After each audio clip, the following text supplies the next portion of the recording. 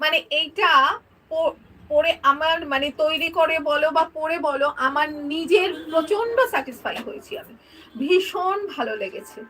Teal blue colour, size হচ্ছে 44, you can alter this 48 49 অবধি আশা করি অল্টারেশন হবে, কারণ আমার জিনিসে অলমোস্ট সেই রকম থাকে।